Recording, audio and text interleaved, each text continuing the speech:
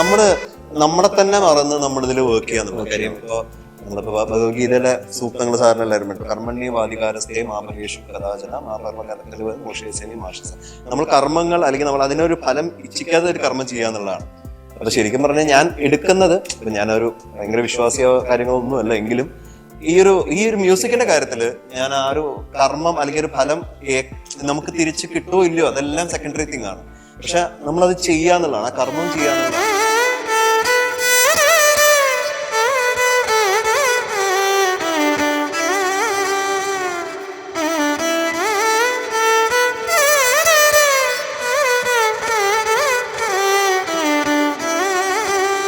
എപ്പോഴും യാത്ര തന്നെയാണ്. എപ്പോഴും യാത്ര.